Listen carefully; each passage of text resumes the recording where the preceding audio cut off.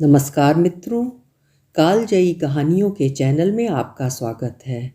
आज सुनिए सुप्रसिद्ध उपन्यासकार और कलम के सिपाही कहे जाने वाले हमारे हिंदी साहित्य के स्तंभ मुंशी प्रेमचंद जी की लिखी हुई कहानी रहस्य। तो शुरू करें कहानी। विमल प्रकाश ने सेवाश्रम के द्वार पर पहुंचकर जेब से रुमाल निकाला और बालों पर पड़ी हुई गर्द को साफ किया। फिर उसी रुमाल से जूतों की गर्द झाड़ी और अंदर दाखिल हुआ। सुबह को वो रोज टहलने जाता है और लौटती बार सेवाश्रम की देखभाल भी कर लेता है। वो इस आश्रम का बानी भी है और संचालक भी। सेवाश्रम का काम शुरू हो गया था। अध्यापिकाएं लड़कियों को पढ़ा रही थीं, माली फूलों की क्यारी में पानी दे रहा था और एक दर्जे की लड़कियां हरी हरी घास पर दौड़ लगा रही थीं। विमल को लड़कियों की सेहत का बड़ा ख्याल है। विमल एक क्षण वहीं खड़ा प्रसन्न मन से लड़कियों की बाल क्रीड़ा देखता रहा, फिर आकर दफ्तर में बैठ गया। क्लर्क ने कल की आई हुई डाक उसके सामने रख दी। विमल ने सारे पत्र एक एक करके खोले और सरसरी तौर पर पढ़कर रख दिए। उसके मुख पर चिंता और निराशा का धूमिल रंग दौड़ गया। उसने धन के लिए समाचार पत्रों में जो अपील निकाली थी उसका कोई असर नहीं हुआ। कैसे ये संस्था चलेगी? लोग क्या इतने अनुदार हैं? वो तन मन से इस काम में लगा हुआ है। उसके पास जो कुछ था वो सब उसने इस आश्रम को भेंट कर दिया। अब लोग उससे और क्या चाहते हैं? क्या अब भी वो उनकी दया और विश्वास के योग्य नहीं है? वो इसी चिंता में डूबा हुआ उठा और घर पर आकर सोचने लगा कि ये संकट कैसे टाले। अभी साल का आधा भी नहीं गुजरा और आश्रम पर 12,000 का कर्ज हो गया था। साल पूरा पूरा होते वो 20,000 तक पहुंचेगा। अगर वो लड़कियों की फीस एक एक रुपया बढ़ा दे तो 500 रुपये की आमदनी बढ़ सकती है। हॉस्टल की फीस 2-2 रुपये बढ़ा दे तो 500 रुपये और आ सकते हैं। इस तरह वो आश्रम की आमदनी में 12,000 सालाना की बढ़ती कर सकता है। लेकिन फिर उसका वो आदर्श कहाँ रहेगा कि गरीबों की लड़कियों को नाम मात्र फीस लेकर ऊंची शिक्षा दी जाए? काश उसे ऐसी अध्यापिकाओं की काफ़ी तादाद मिल जाती जो केवल गुजारे पर काम करती। क्या इतने बड़े देश में ऐसी 10-20 पढ़ी लिखी देवियाँ भी नहीं हैं? उसने कई बार अखबारों में ज़रूरत छपवाई थी, मगर आज तक किसी ने जवाब नहीं दिया। अब फीस बढ़ाने के सिवा उसके लिए कौन सा रास्ता बचा है? इसी वक्त उसके द्वार के सामने एक तांगा आकर रुका और एक महिला उतरकर बरामदे में आई। विमल ने कमरे से बाहर निकलकर उनका स्वागत किया और उन्हें अंदर ले जाकर एक कुर्सी पर बैठा दिया। देवी जी रूपवती तो न थीं, पर उनके मुख पर शिष्टता और कुलीनता की आभा जरूर थी। औसत कद, कोमल गात, चंपई रंग, प्रसन्न मुख, खूब बनी संवरी हुई, मगर उस बनाव संवार में भी जैसे अभाव की झलक थी। विमल के लिए कोई नई बात न थी। जब से उसने सेवाश्रम खोला था, भले घरों की देवियां अक्सर उससे मिलने आती रहती थीं। देवी जी ने कुर्सी पर बैठते हुए कहा, पहले अपना नाम बता दूं? मुझे मंजुला कहते हैं। मैंने कुछ दिन हुए लीडर में आपकी नोटिस देखी थी और उसी प्रयोजन से आपकी सेवा में आई हूँ। यूँ तो आपसे मिलने का शौक बहुत दिनों से था, पर कोई अवसर नहीं निकाल पाती थी और बरबस आकर आपका कीमती समय भी नहीं नष्ट करना चाहती थी। आपने जिस त्याग और तन्मयता से नारियों की सेवा की है, उसने आपके प्रति मेरे मन में इतनी श्रद्धा पैदा कर दी है कि मैं उसे प्रकट करूं तो आप शायद खुशामद समझें। मेरे मन में भी इसी तरह की सेवा की इच्छा बहुत दिनों से है, पर जितना सोचती हूँ उतना कर नहीं सकती। आपके प्रोत्साहन से संभव है मैं भी कुछ कर सकूं। विमल मौन सेवकों में था। अपनी प्रशंसा उसके लिए सबसे कठिन परीक्षा थी। उसकी ठीक वही दशा हो जाती थी जैसे कोई पानी में डुबकियां खा रहा हो। वो खुद किसी के मुंह पर उसकी तारीफ न करता था, इसलिए तारीफ के भूखे उसे तंग दिल समझते थे। वो पीठ के पीछे तारीफ करता था। हाँ, बुराइयां वो मुंह पर करता था और दूसरों से भी यही आशा रखता था। उसने अपना उखड़ा हुआ पांव जमाते हुए कहा, ये तो बहुत अच्छी बात होगी। आप शौक से आए, सेवाश्रम की दशा तो आपको मालूम होगी। मैं इस इरादे से यहाँ नहीं आई हूँ। ये मैं पहले ही समझ गया था। मेरी ये आशा न थी, यूं ही कह दिया। अच्छा, आपका मकान यही है? मंजुला देवी का घर लखनऊ में है। जालंधर के कन्या विद्यालय में शिक्षा पाई है। अंग्रेजी में अच्छी लियाकत है। घर के काम धंधे में भी कुशल हैं। और सबसे बड़ी बात यह है कि उनके हृदय में सेवा का उत्साह है। अगर ऐसी स्त्री सेवाश्रम का भार अपने ऊपर ले ले तो क्या कहना। मगर विमल के मन में एक प्रश्न उठा। पूछा, आपके पति भी साथ रहेंगे? साधारण सा सवाल था, मगर मंजुला को नागवार लगा। बोली, जी नहीं, वो अपने घर पर रहेंगे। वो एक बैंक में नौकर हैं और अच्छा वेतन पाते हैं। विमल के मन का प्रश्न और भी जटिल हो गया। जो आदमी अच्छा वेतन पाता है, उसकी पत्नी क्यों उससे अलग काशी में रहना चाहती है? केवल इतना मुंह से निकला, अच्छा। मंजुला ने शायद उनके मन का भाव ताड़ कर कहा, आपको ये बात कुछ अनोखी सी लग सकती है, लेकिन क्या आपके ख्याल में शादी का आशय यह है कि स्त्री को पुरुष के दामन में छिपी रहना चाहिए? विमल ने जोश के साथ कहा, हरगिज नहीं। जब मैं अपनी ज़रूरतों को घटाकर सिफर तक पहुंचा सकती हूं तो किसी पर भार क्यों बनूं? बेशक हम दोनों में मतभेद है और उसके अनेक कारण हैं। मैं भक्ति और पूजा को मानव जीवन का सत्य समझती हूँ, वो इसे लचर समझते हैं। यहाँ तक कि ईश्वर में भी उनका विश्वास नहीं है। मैं हिंदू संस्कृति को सबसे ऊंचा समझती हूँ, उन्हें हमारी संस्कृति में ऐब ही ऐब नजर आते हैं। ऐसे आदमी के साथ मेरा निबाह कैसे हो सकता है? विमल खुद भक्ति और पूजा को ढोंग समझते थे और इतनी सी बात पर किसी स्त्री का पुरुष से अलग हो जाना उनकी समझ में न आया। उन्हें ऐसी कई मिसालें याद थीं जहां स्त्रियों ने पति के विधर्मी हो जाने पर भी अपने व्रत का पालन किया। इस समस्या का व्यवहारिक अंग ही उनके सामने था। पूछा, उन्हें कोई आपत्ति तो न होगी? मंजुला ने गर्व के साथ कहा, मैं ऐसी आपत्तियों की परवाह नहीं करती। अगर पुरुष स्वतंत्र है तो स्त्री भी स्वतंत्र है। फिर उसने नर्म होकर करुण स्वर में कहा, यूँ कहिए कि हम और वो 3 साल से अलग हैं, रहते हैं एक ही मकान में, लेकिन बोलते नहीं। जब कभी वो बीमार पड़े हैं, मैंने उनकी तीमारदारी की है। उन पर कोई संकट आया है तो मैंने उनसे सच्ची सहानुभूति की है। लेकिन मैं मर भी जाऊं तो उन्हें दुख ना होगा। वो खुश ही होंगे कि गला छूट गया। वो मेरा पालन पोषण करते हैं, इसलिए।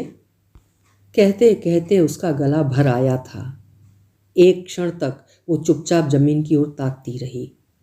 फिर उसे भय हुआ कि कहीं विमल उसे हल्का और ओछी न समझ रहा हो, जो अपने जीवन के गुप्त रहस्यों का ढिंढोरा पीटती फिर रही है। इस भ्रम को विमल के मन से निकालना जरूरी था। उसने उन्हें यकीन दिलाया कि आज तक किसी ने उसके मुंह से ये शब्द नहीं सुने, यहाँ तक कि उसने अपने मन की व्यथा कभी अपनी माता से भी नहीं कही।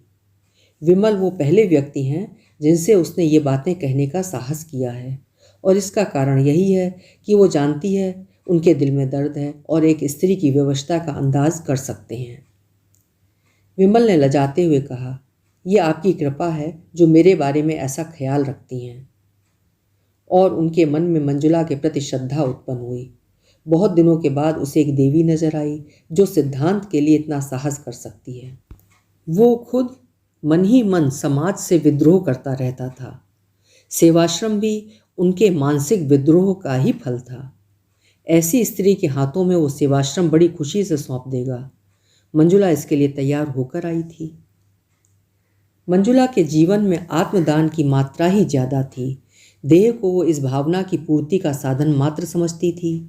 दुनिया की बड़ी से बड़ी विभूति भी उसे शांति न दे सकती थी। मिस्टर मेहरा से उसे केवल इसलिए अरुचि थी कि वो भी साधारण प्राणियों की भांति भोग विलास के प्रेमी थे। जीवन उनके लिए इच्छाओं में बहने का नाम था। स्वार्थ की सिद्धि में नीति या धर्म की बाधा उनके लिए असह्य थी।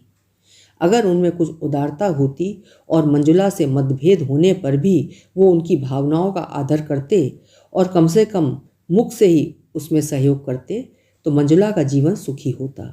पर उस भले आदमी को पत्नी से जरा भी सहानुभूति न थी और वो हर एक अवसर पर उसके मार्ग में आकर खड़े हो जाते थे और मंजुला मन ही मन सिमट कर रह जाती थी। यहाँ तक कि उसकी भावनाएं विकास का मार्ग न पाकर टेढ़े मेढ़े रास्तों पर जाने लगीं।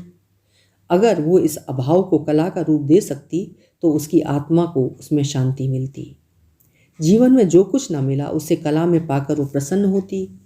मगर उसमें वो प्रतिभा, वो रचना शक्ति न थी, और उसकी आत्मा पिंजड़े में बंद पक्षी की भांति हमेशा बेचैन रहती थी।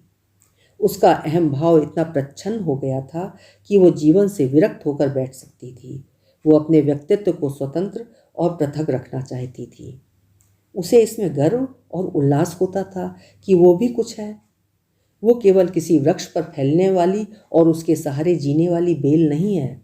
उसकी अपनी अलग हस्ती है, अपना अलग कार्यक्षेत्र है। लेकिन यथार्थताओं के संसार में आकर उसे मालूम हुआ कि आत्मदान का जो आशय उसने समझ रखा था वो सरासर गलत था। सेवाश्रम में ऐसे लोग अक्सर आते रहते थे जिनसे थोड़ी सी खुशामद करके बहुत कुछ सहायता ली जा सकती थी। लेकिन मंजुला का आत्माभिमान खुशामद कर किसी तरह राजी न होता था। उनके यशगान से भरे हुए अभिनंदन पत्र पढ़ना, उनके भवनों पर जाकर उन्हें सेवाश्रम के मुआयने का न्योता देना या रेलवे स्टेशन पर जाकर उनका स्वागत करना, ये ऐसे काम थे जिनसे उसे हार्दिक घृणा होती थी। लेकिन सेवाश्रम के संचालन का भार उस पर था और उसे अपने मन को दबाकर और कर्तव्य का आदर्श सामने रखकर ये सारी नाजबरदारियां करनी पड़ती थीं। यद्यपि वो इन विद्रोही भावों को मकदूर भर छिपाती थी, पर जिस काम में मन न हो वहाँ उल्लास और उत्साह कहाँ से लाए। जिन समझौतों से घबराकर वो भागी थी वो यहाँ और भी विकृत रूप में उसका पीछा कर रहे थे। उसके मन में कटुता आती जाती थी और एकाग्र सेवा की धुन मिटती जाती थी। इसके विरुद्ध वो विमल को देखती थी कि उसके चेहरे पर कभी शिकन नहीं आती थी। वही साहस से मुख, वही उत्सर्ग से भरा हुआ उद्भाव, वही क्रियाशील तन्मयता। छोटे से छोटे काम के लिए हमेशा हाजिर। सेवाश्रम की कोई कन्या या अध्यापिका बीमार पड़ जाए, विमल उसकी तीमारदारी के लिए मौजूद है। सहानुभूति का न जाने कितना बड़ा कोष उसके पास है कि उसमें जरा सी भी क्षति नहीं आती। उसके मन में किसी प्रकार का संदेह या संशय नहीं है। उसने एक रास्ता पकड़ लिया है और उस पर कदम बढ़ाता चला जा रहा है।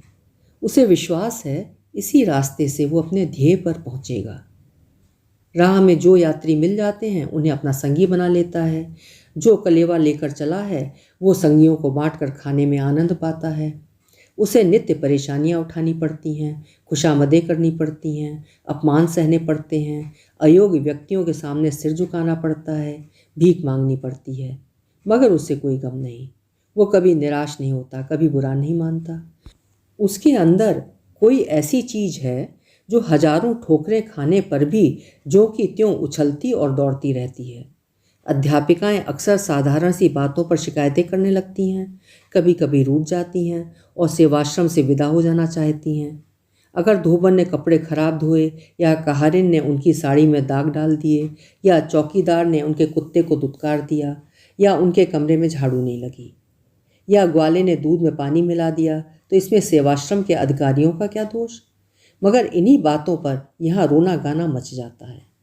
दुनिया सिर पर उठा ली जाती है और विमल सेवक की भांति अनुनय विनय करके उनका गुस्सा ठंडा करता है, उनकी घुड़कियाँ सुनता है और हंस कर रह जाता है। फल ये है कि अध्यापिकाओं की उस पर श्रद्धा होती जाती है। वो उसे अपना अवसर नहीं, अपना मित्र और बंधु समझती हैं। मगर मंजुला विमल से कुछ खिंची रहती है। कभी उससे कोई शिकायत नहीं करती, कभी उससे किसी मामले में सलाह नहीं लेती। यद्यपि वो दिल में समझती है कि जिस दुनियादारी को वो आत्मा का पतन कहकर उसे हेय समझती है वो वास्तव में विकसित मानवता का ही रूप है, फिर भी अपने सिद्धांत प्रेम के अभिमान को तोड़ डालना उसके लिए कठिन है। और इस अभिमान के होते हुए भी विमल की विशुद्ध निस्वार्थ व्यवहारिकता उसे जबरदस्ती अपनी ओर खींचती है। उसने साधारण मनुष्यों के विषय में अनुभव से मन में जो सीमाएं खींच ली थीं, विमल उनसे ऊपर था। उसमें स्वार्थ का लेश भी नहीं है, अभिमान उसे छू भी नहीं गया है, उसके त्याग की कोई सीमा नहीं। मंजुला के आध्यात्मिक जीवन में मनुष्य का यही सबसे ऊंचा आदर्श था।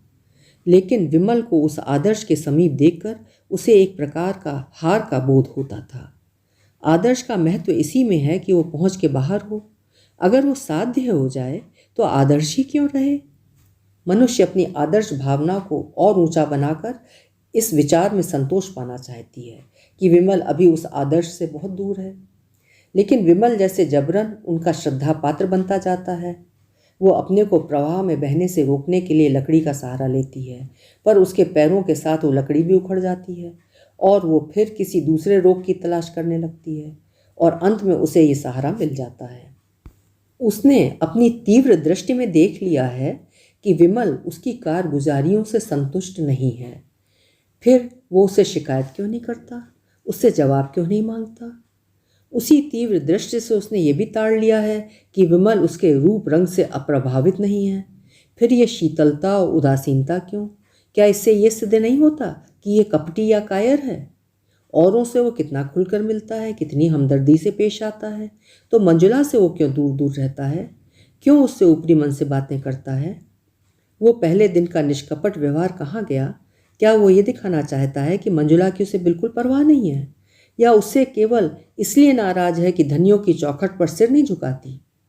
ये खुशामद उसे मुबारक रहे।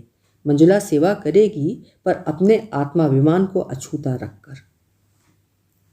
एक दिन प्रातःकाल मंजुला बगीचे में टहल रही थी कि विमल ने आकर उसे प्रणाम किया और उसे सूचना दी कि सेवाश्रम का वार्षिकोत्सव निकट आ रहा है, उसके लिए तैयारी करनी चाहिए। मंजुला ने उदासीन भाव से पूछा, ये जलसा तो हर साल ही होता है? विमल ने कहा, जी हाँ, हर साल, मगर अब की ज़्यादा समारोह से करने का विचार है। मेरे किए जो कुछ हो सकता है वो मैं भी करूँगी। हालांकि आप जानते हैं मैं इस विषय में ज़्यादा निपुण नहीं हूँ। इसकी सफलता का सारा भार आप ही के तो ऊपर है। मेरे ऊपर? जी हाँ, आप चाहें तो ये आश्रम कहीं से कहीं पहुँच जाए। मेरे विषय में आपका अनुमान गलत है। विमल ने विश्वास भरे स्वर में कहा, मेरा अनुमान गलत है या आपका अनुमान गलत है, ये तो जल्द ही मालूम हुआ जाता है। आज ये पहली प्रेरणा थी जो विमल ने मंजुला से की। जिस दिन से उसने सेवाश्रम उसके हाथ में सौंपा था, उस दिन से कभी इस विषय में कोई आदेश न दिया था। उसे कभी इसका साहस ही नहीं हुआ। मुलाकातों में इधर उधर की बातें होकर रह जाती। शायद विमल समझता था कि मंजुला ने जो त्याग किया है वो काफ़ी से ज़्यादा है और उस पर अब और बोझ डालना जुल्म होगा। या शायद वो देख रहा था कि मंजुला का मन इस संस्था में रम जाए तो कुछ कहे। आज जो उसने विनय और आग्रह से भरा हुआ ये आदेश दिया तो मंजुला में एक नई स्फूर्ति दौड़ गई। सेवाश्रम से ऐसा निजत्व उसे कभी न हुआ था। विमल से उसे जो दुर्भावनाएं थीं सब जैसे काई की तरह फट गईं और वो पूर्ण तन्मयता के साथ तैयारियों में लग गई। अब तक वो क्यों आश्रम से इतनी उदासीन थी, इस पर उसे स्वयं आश्चर्य होने लगा। एक सप्ताह तक वो रात दिन मेहमानों के आदर सत्कार में व्यस्त रही। खाने तक की फुर्सत न मिलती। दोपहर का खाना तीसरे पहर मिलता। कोई मेहमान किसी गाड़ी से आता तो कोई किसी गाड़ी से जाता। अक्सर उसे रात को भी स्टेशन जाना पड़ता। उस पर तरह तरह के करतबों का रिहर्सल भी कराना पड़ता। अपने भाषण की तैयारी अलग से। इस साधना का पुरस्कार तो मिला कि जलसा हर एक दृष्टि से सफल रहा और कई हजार की रकम चंदे में मिल गई। मगर जिस दिन मेहमान रुखसत हुए उसी दिन मंजुला को नए मेहमान का स्वागत करना पड़ा, जिसने 3 दिन तक उसे सिर न उठाने दिया। ऐसा बुखार उसे कभी ना आया था। 3 ही दिन में ऐसी हो गई जैसे बरसों की बीमार हो। विमल भी दौड़ धूप में लगा हुआ था। पहले तो कई दिन पंडाल बनवाने और मेहमानों की दावत का इंतज़ाम करने में लगा रहा। जलसा खत्म हो जाने पर जहाँ जहाँ से जो सामान आए थे उन्हें सहेज सहेज कर लौटाने की पड़ गई। मंजुला को धन्यवाद देने भी ना सका। किसी ने कहा जरूर कि देवी जी बीमार हैं, मगर उसने समझा थकान से कुछ हरारत हुआ ही होगी, ज़्यादा परवाह न की। लेकिन चौथे दिन खबर मिली कि बुखार अभी तक नहीं उतरा है और बड़े जोर का है, तो वो बदहवास दौड़ा हुआ आया और अपराधी भाव से उसके सामने खड़ा होकर बोला, अब कैसी तबीयत है? आपने मुझे बुला क्यों ना लिया? मंजुला को ऐसा जान पड़ा कि जैसे एकाएक बुखार हल्का हो गया है। सिर का दर्द भी कुछ शांत हुआ जान पड़ा। लेटे लेटे विवश आंखों से ताकती हुई बोली, बैठ जाइए, आप खड़े क्यों हैं? फिर मुझे भी उठना पड़ेगा। विमल ने इस भाव से देखा मानो उसका बस होता तो ये सारा ताप और दर्द खुद ले लेता। फिर आग्रह से बोला, नहीं नहीं, आप लेटी रहें, मैं बैठ जाता हूँ। इसका अपराधी मैं हूँ, मैंने ही आपको इस जहमत में डाला। मुझे क्षमा कीजिए, मैंने आपसे वो काम लिया जो मुझे खुद करना चाहिए था। मैं अभी जाकर डॉक्टर को बुला कर लाता हूँ। क्या कहूँ, मुझे जरा भी खबर ना हुई, फिजूल के कामों में ऐसा फंसा रहा। और उसने पीठ फेरी ही थी कि मंजुला ने हाथ उठाकर मना करते हुए कहा, नहीं नहीं, डॉक्टर की कोई ज़रूरत नहीं, आप जरा भी परेशान ना हो, मैं बिल्कुल अच्छी हूँ, कल तक उठ बैठूंगी। उसके मन में और कितनी ही बातें उठीं, मगर उसने होंठ बंद कर लिए। इस आवेश में वो न जाने क्या क्या बक जाएगी।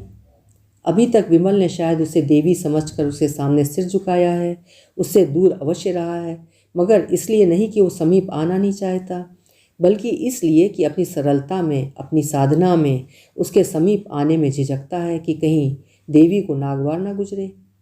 विमल ने अपने मन में उसे जिस ऊंचे आसन पर बिठा दिया है, उससे नीचे वो ना आएगी। विमल को मालूम नहीं वो कितना सात्विक, कितना विशाल आत्मा पुरुष है। ऐसे आदमी की स्मृति में हमेशा के लिए एक आकाश में उड़ने वाली निष्कलंक, निष्कपट सती की धुंधली छाया छोड़ जाना कितना बड़ा मोह है। उसने विनोद भाव से कहा, हाँ क्यों नहीं, क्योंकि आप तो मनुष्य हैं, मैं काठ की पुतली। नहीं, आप देवी हैं।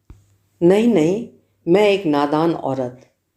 आपने जो कुछ कर दिखाया वो 100 जन्म लेकर भी मैं नहीं कर सकता था। उसका कारण भी आपने सोचा? ये स्त्री की विजय नहीं, उसकी हार है।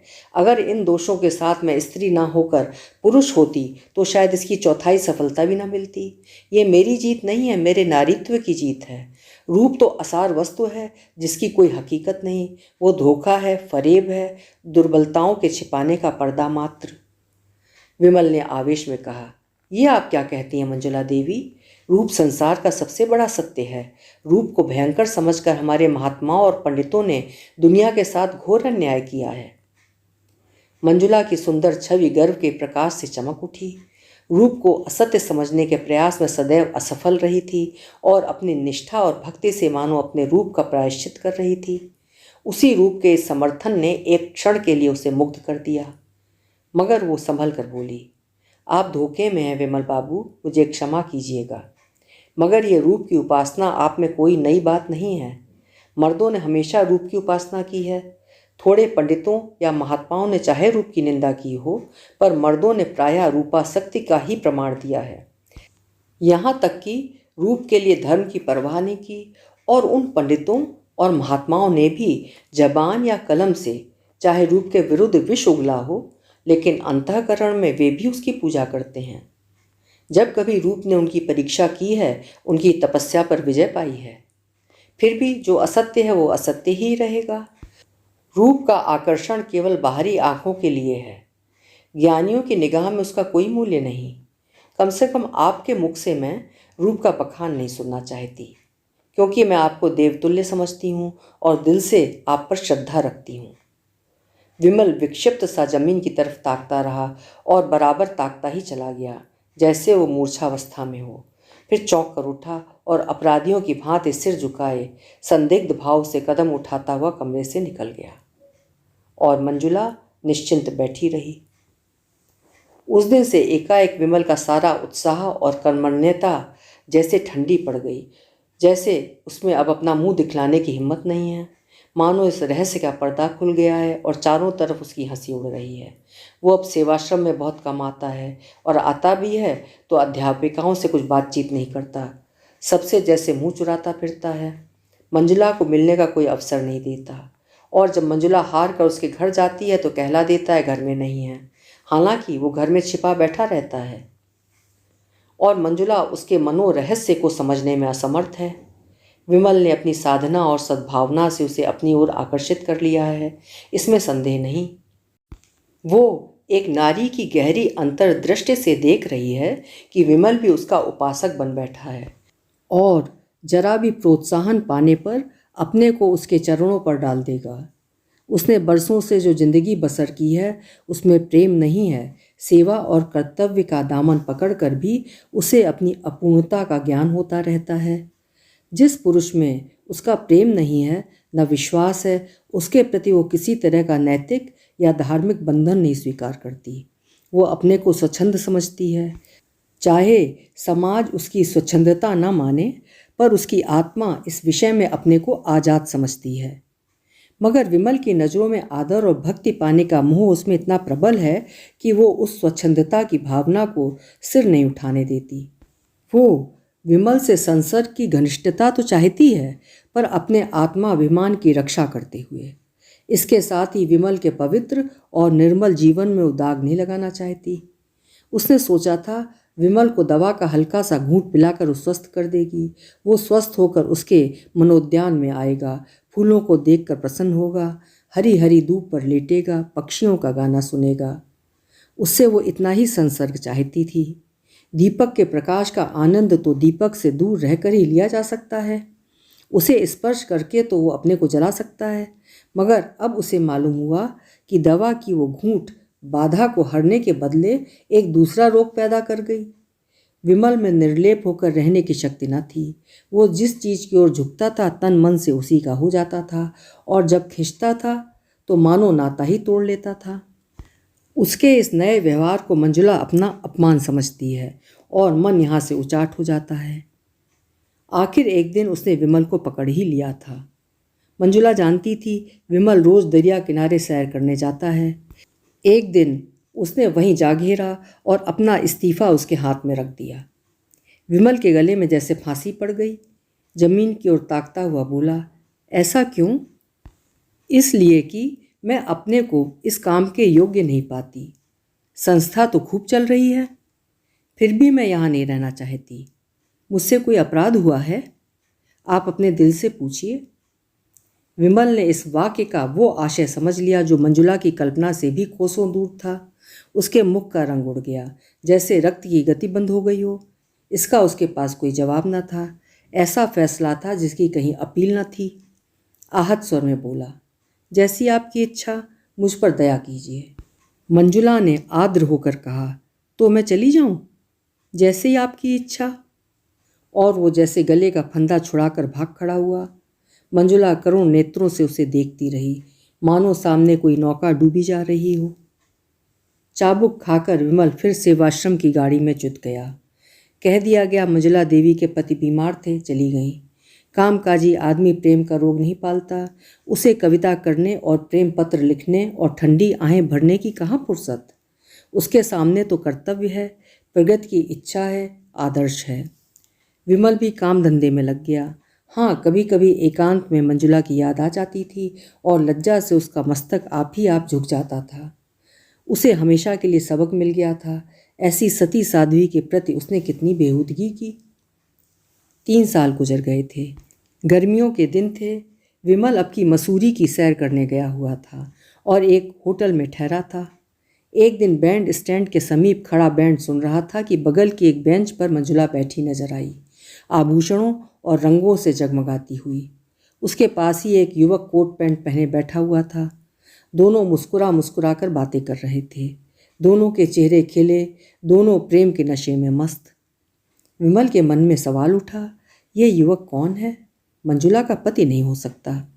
यह संभव है उसका पति ही हो। दंपति में अब मेल हो गया हो। उसे मंजुला के सामने जाने का साहस ना हुआ। दूसरे दिन वो एक अंग्रेजी तमाशा देखने सिनेमा हॉल गया था। इंटरवल में बाहर निकला तो कैफ़े में फिर मंजुला दिखाई दी, सिर से पांव तक अंग्रेजी पहनावे में। वही कल वाला युवक आज भी उसके साथ था। आज विमल से जब्त ना हो सका। इसके पहले कि वो मन में कुछ निश्चय कर सके, वो मंजुला के सामने खड़ा था। मंजुला उसे देखते ही सन्नाटे में आ गई।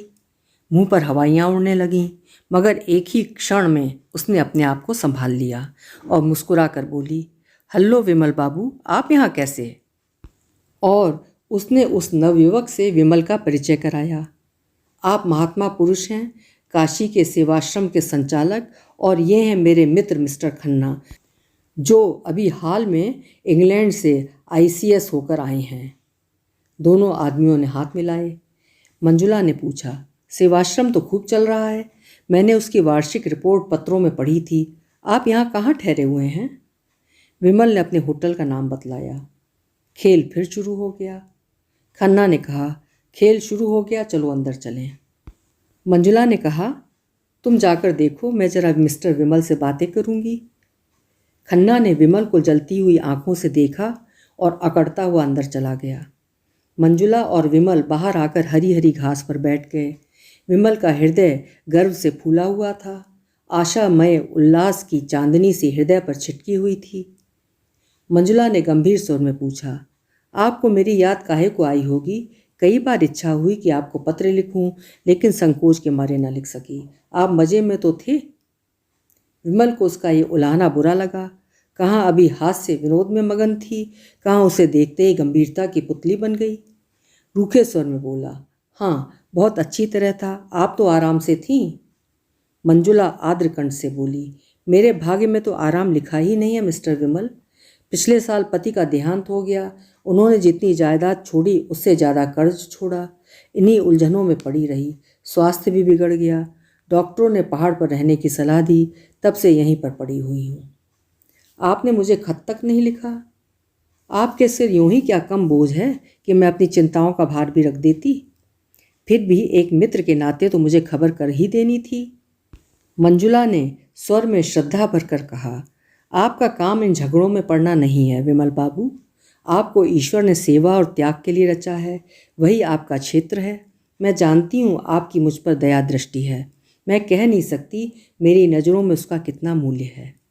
जिसे कभी दया और प्रेम न मिला हो, वो इनकी ओर लपके तो क्षमा के योग्य है। आप समझ सकते हैं उनका परित्याग करके मैंने कितनी बड़ी कुर्बानी की है, मगर मैंने इसी को अपना कर्तव्य समझा। मैं सब कुछ सह लूँगी, पर आपको देवत्व के ऊंचे आसन से नहीं गिराऊंगी। आप ज्ञानी हैं। संसार के सुख कितने अनित्य हैं, आप खूब जानते हैं। इनके प्रलोभन में ना आइए। आप मनुष्य हैं, आप में भी इच्छाएं हैं, वासनाएं हैं, लेकिन इच्छाओं पर विजय पाकर ही आपने ये ऊंचा पद पाया है। उसकी रक्षा कीजिए, और अध्यात्म ही आपकी मदद कर सकता है। उसकी साधना से आपका जीवन सात्विक होगा और मन पवित्र होगा। विमल ने अभी अभी मंजुला को आमोद प्रमोद में क्रीड़ा करते देखा था। खन्ना से उसका संबंध किस तरह का है यह भी वो समझ रहा था। फिर भी इस उपदेश में उसे सच्ची सहानुभूति का संदेश मिला। विलासिनी मंजुला उसे देवी के रूप में नजर आई। उसके भीतर का अहंकार उसकी लोलुपता से बलवान था। सद्भावना से भरकर बोला, देवी जी, आपने जिन शब्दों से मेरा सम्मान किया है उनके लिए मैं आपका एहसानमंद हूँ। कहिए, मैं आपकी क्या सेवा कर सकता हूँ? मंजुला ने उठते हुए कहा, आपकी कृपा दृष्टि काफ़ी है।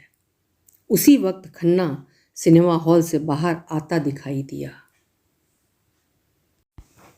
अभी आप सुन रहे थे मुंशी प्रेमचंद जी की लिखी हुई कहानी रहस्य। कहानी आपको कैसी लगी कमेंट बॉक्स में ज़रूर लिखिएगा। फिर मिलेंगे। आपका समय शुभ हो, मंगलमय हो।